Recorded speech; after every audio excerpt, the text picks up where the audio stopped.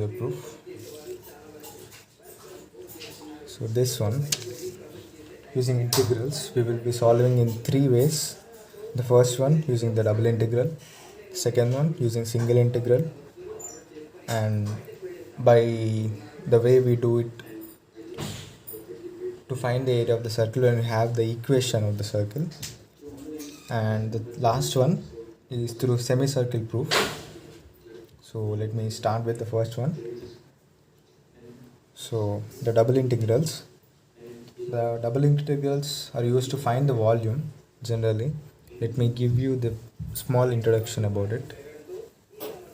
So the integral value what we'll get is equal to double integral of t, the function of x comma y dx dy. So this integral actually gives the volume under the function f of x comma y and region R. Okay, so what you might be wondering, what is this t doing here? So t is nothing but the domain, which is the subregion of the region R square. R is nothing but the region or the surface area. So now this integral generally gives the volume. So how we are going to use it to find the area is, we are assuming the function here f of x comma y is a constant function, or I can write it as some 1, constant function 1. So what happens is, when it is a constant, when this function is a constant, the integral is equal to the product of that constant and the measure of the domain of that following integral. Okay, so if the constant is equal to 1, and the domain is subregion of R square, okay, then this integral directly gives us the area of that region. Okay, so directly we'll get the area to the integral. Okay, you'll get the area of that region.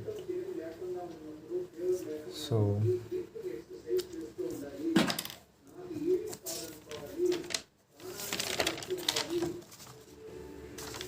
now let's go to the circle. Here we know that this integral gives the area. Also we need to find the limits of this integral. So one of the limit you can see here, x is from 0 to a, so directly you can write x equal to 0 to a. So let's find the limits of y. So you can see the strip from 0 and this region. To find this region, you know the equation, x square plus y square equal to a square. Here a is my radius. From this you will get a equal to a square minus x square under root a square minus x square. So that is the limits of y under root a square minus x square. So I got the limits. Now you need to integrate this function.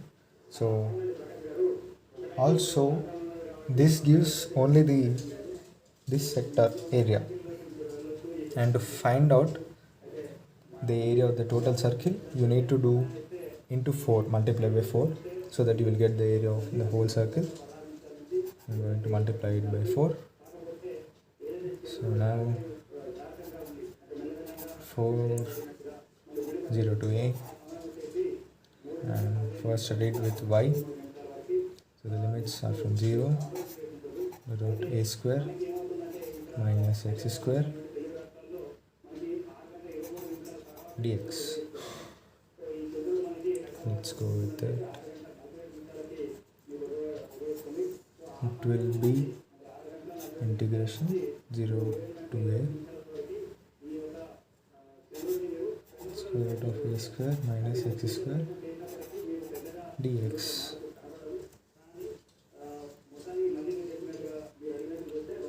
Again, integration of this function, you know the formula. I guess you know the formula. It is x by 2 integration a square minus x square a square by 2 sine inverse x by limits are from 0 to a. If you substitute the 0, the low limit, then this term will be 0 and sine inverse 0 is obviously 0. So no need of substituting the lower limit. So if you substitute the upper limit, you're going to get, substitute here, it will be 0. So you have to substitute in this term right now. So if you substitute in this, it will be sine inverse 1, which is pi by 2. So directly I can write a square by 2 into pi by 2. 4 of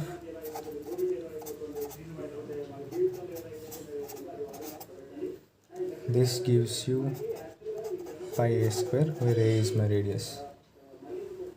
This is one way. So in the second way is very much similar to it without using double integrals. So directly take the equation first, write the equation first.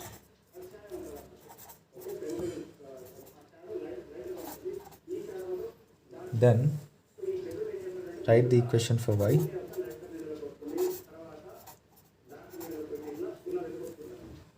Now if you want the area of this sector, what you will do, you will integrate the function.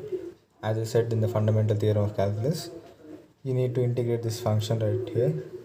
So you will get the area only of this sector. To get the area of the whole circle, you need to multiply it by 4. Area will be 4 into integral, the limits are 0 to r integral r square minus x square dx. You can see here, this is very much the same integral, so the answer will come out same. Substitute, you will get the same result, but here you will get r square by 2 into pi by 2, and this will be equal to pi r square. This is the second way. So in the third way, we are going to take a semicircle.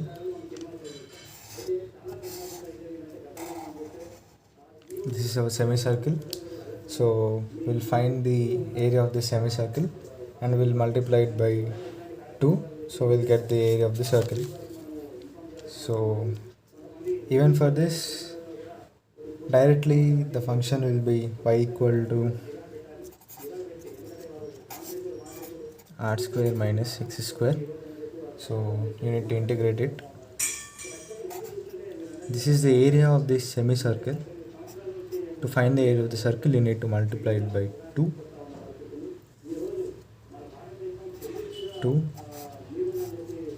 The limits are from minus of radius minus r to r minus x square dx. So this integral is very much similar to it, but the limits are different.